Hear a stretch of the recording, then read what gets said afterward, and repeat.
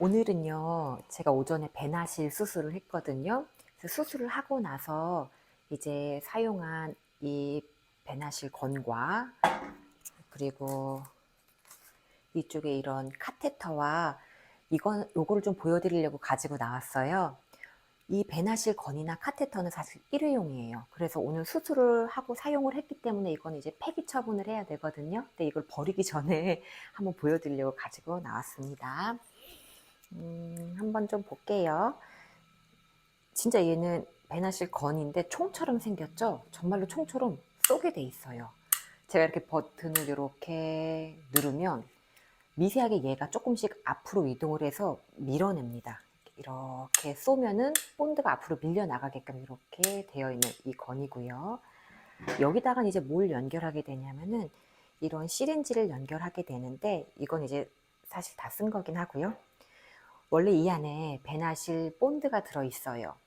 시아노 아크릴레이트라는 본드가 들어있어서 이 본드를 이 시린지에다가 이렇게 담아줍니다. 사실 지금은 없습니다. 다 썼어요. 그래서 이렇게 맞아요. 본드를 담아주고, 그리고 이 끝에 뭐가 연결이 되냐면은 보시면 이렇게 긴 카테터가 연결이 됩니다.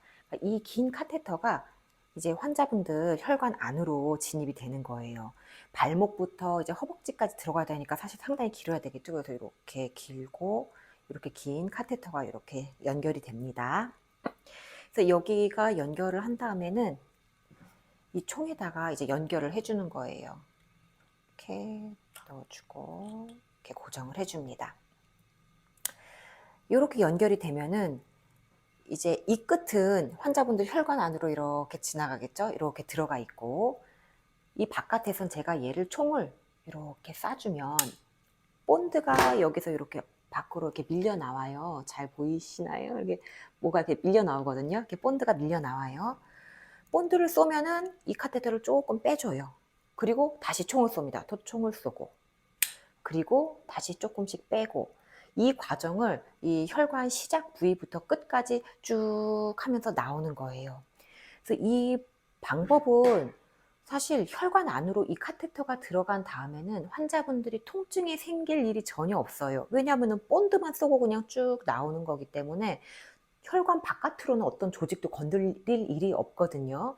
레이저랑 고주파 같은 경우를 비교를 해보면은, 레이저나 고주파 같은 경우에는 혈관 안으로 카테터가 들어가는 건 동일하지만 열을 발생하다 보니까 열 때문에 혈관 주변에 있는 신경이나 조직이 좀 다치는 경우가 생겨요. 그러니까 통증도 생길 수가 있고요. 그래서 레이저나 고주파를 할 때는 혈관 주변으로 마취약이 들어간 물을 이제 잔뜩 주입을 해요. 열로 인해서 주변 조직이 다치지 않게끔.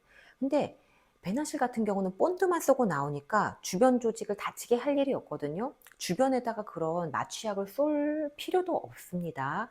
그러니까 지금까지 나온 수술 중에서는 이 배나실이라는 수술이 가장 안 아프고 신경 손상이 덜할 수밖에 없는 구조를 가질 수밖에 없죠. 그래서 이제 제일 좋은 방법이라고 환자분들한테 설명을 드리는데 단점도 있어요.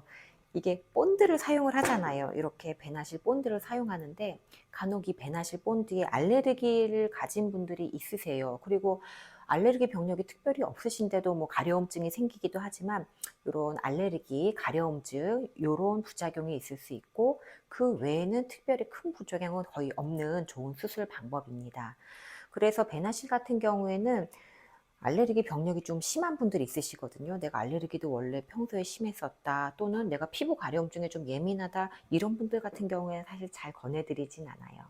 그래서 오늘은 이렇게 오늘 수술하신 분이 사용한 배나실 카테터와 건을 좀 보여드리려고 가지고 나왔습니다. 이제 이거는 폐기를 하러 가겠습니다.